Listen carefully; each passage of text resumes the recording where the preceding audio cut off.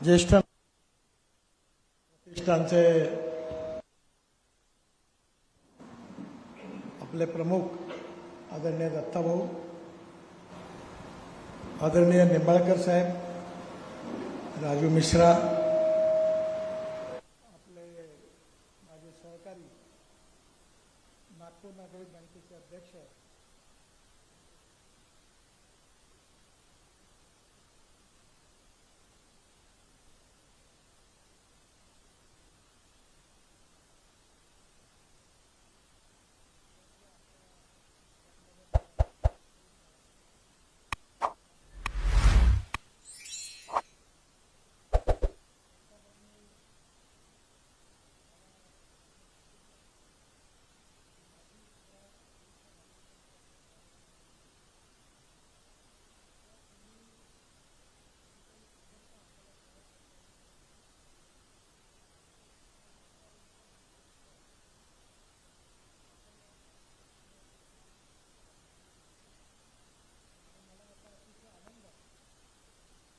राजू मिश्रा यांच्या नेतृत्वाखाली आपल्या सर्व पदाधिकाऱ्यांनी आज ज्येष्ठ नागरिक प्रतिष्ठानचं अतिशय उत्तम आणि चांगलं काम केलेलं आहे, याचा मलाही आनंद आहे आणि मी राजू मिश्रा आणि त्यांच्या सर्व सहकाऱ्यांचं अभिनंदन करतो. माणूस जेव्हा नोकरीमध्ये असतो, कमावणारा असतो, तेव्हा त्याचं घरातलं स्थान सगळेजण त्याला हवेविषयी वाटतात. पण जेव्हा तो रिटायर्ड होतो, उद्योग व्यवसायातून निवृत्त होतो, हळूहळू त्याचं घरातलं महत्त्व कमी होत जातं आणि हे महत्त्व कमी झाल्यावर मग त्या माणसाच्या मनात अस्वस्थता निर्माण होते. कधी सासू सून, कधी मुलगी आणि आई, कधी सुना आणि सासू, अशा प्रकारच्या अनेक गोष्टी जीवनात घडत असतात. पण या सगळ्या संघर्षामध्ये आपल्याला आनंदाने जीवन कसं जगता येईल, जे काही आयुष्य आपल्याला मिळालेलं आहे ते आपल्याला आनंदात कसं घालवता येईल आणि तो आनंद प्रत्येकाच्या जीवनात फुलवण्याचा ज्येष्ठ नागरिक प्रतिष्ठानाच्या वतीने आपण कसा प्रयत्न करू शकतो, या अनुषंगाने आपण ज्येष्ठ नागरिक प्रतिष्ठानची स्थापना केली. मला आनंद आहे की 50,000पेक्षा जास्त ज्येष्ठ नागरिक मंडळी शेगावला जाऊन आले आणि गजानन महाराजांचं दर्शन घेऊन आले. आपण त्यांची निशुल्क व्यवस्था केली. आपण विशेषतः ज्येष्ठ नागरिकांकरता सांस्कृतिक महोत्सव केला. अतिशय उत्तम कार्यक्रम संगीताचे त्यावेळी आपल्या सगळ्यांना त्याचा आनंद घ्यायला मिळाला. क्रीडा महोत्सवामध्ये 60 वर्षाच्या वरती आणि 80-85 वर्षापर्यंतच्या 5,000 ज्येष्ठ नागरिक बंधू भगिनींनी अतिशय सुंदर असा आपल्या क्रीडा महोत्सवामध्ये भाग घेतला. दापेवाडा, आदासा,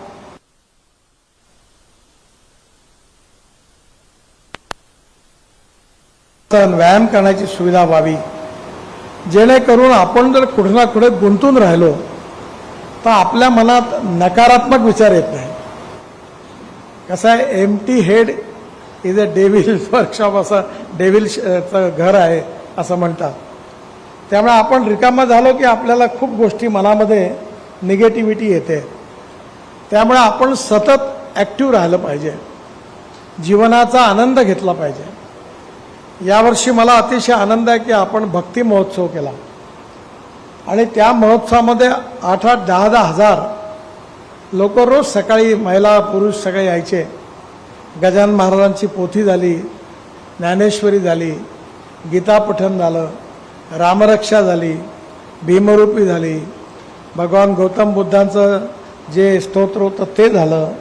आपण अनेक प्रकारच्या कार्यक्रमातून लोक आली, त्यांनी मोठ्या प्रमाणावर भाग घेतला. आपण शैक्षणिकदृष्ट्या जशी लोकांना मदत करतो तसं विशेषतः ज्येष्ठ नागरिकांकरता आपण अनेक सुविधा तयार केल्या.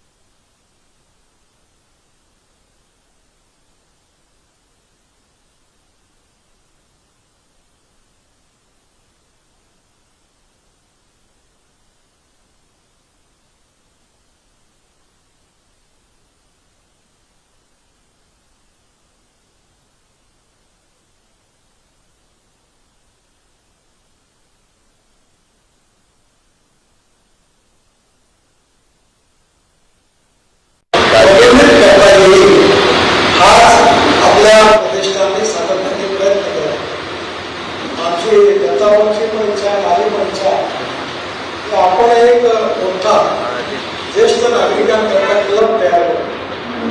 त्याच्यामध्ये सगळ्या प्रकारचे खेळ राहतील, स्विमिंग ट्रॅक राहील, हेल्थ क्लब राहील, बॅडमिंटन राहील. पण हे सगळे खेळ खेळण्याकरता तो क्लब फक्त ज्येष्ठ नागरिकांकरताच राहील, बाकीच्यांकरता नाही.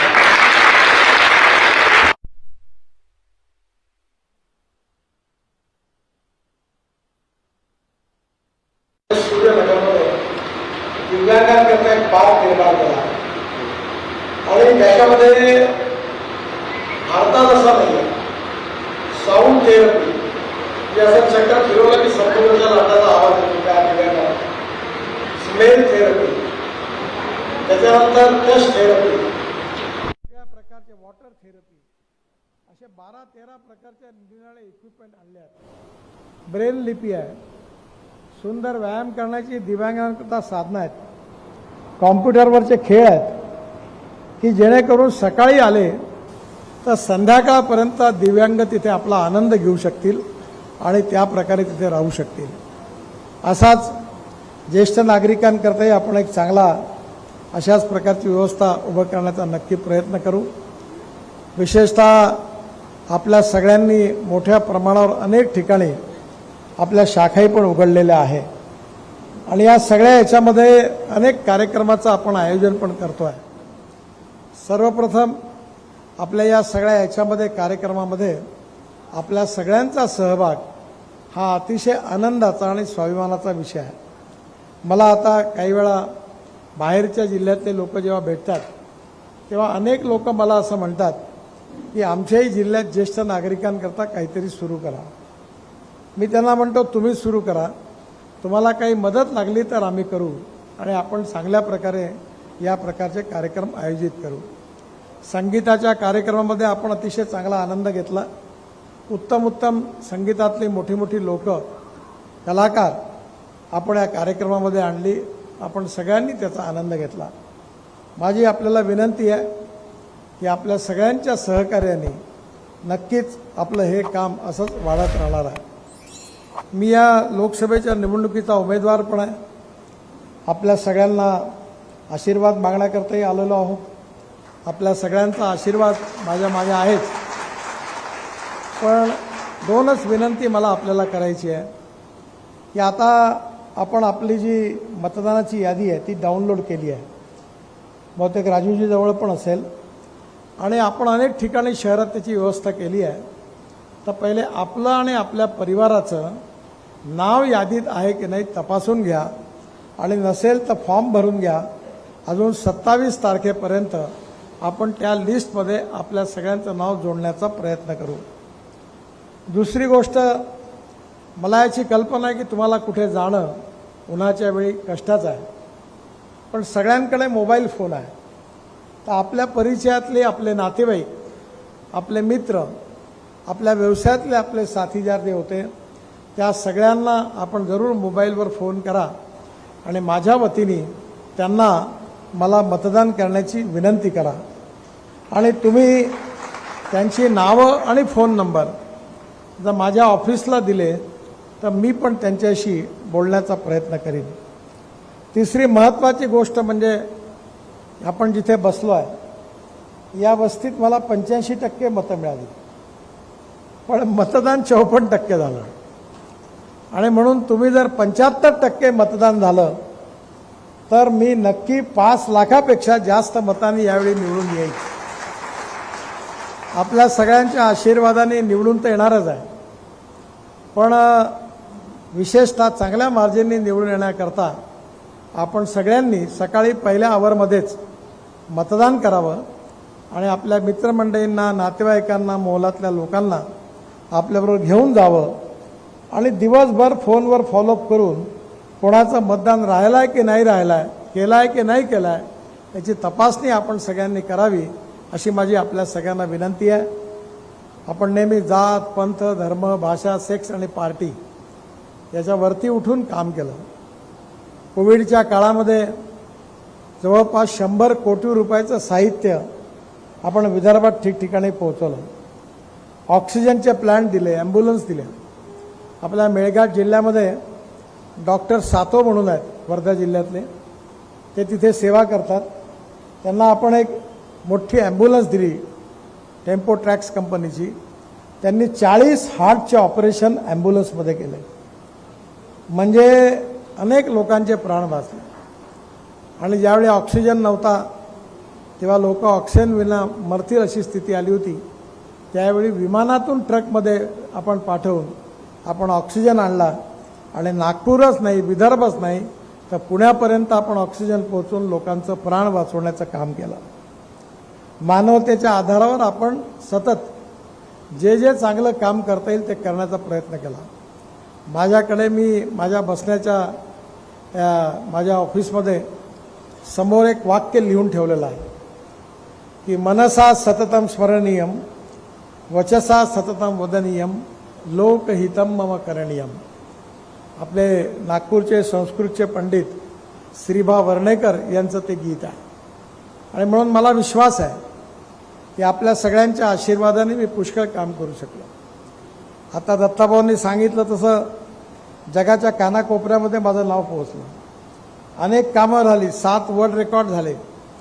काश्मीरपासून तर कन्याकुमारीपर्यंत मला आनंद होतो की नागपूरचे लोक कुठेतरी काश्मीरमध्ये श्रीनगरमध्ये गेले होते आणि जेव्हा धाब्यावाल्याला सांगितलं की आम्ही नागपूरचे आहोत तर त्यांनी विचारलं नितिन गडकरी जी के गाव के हो क्या? बोले हाँ.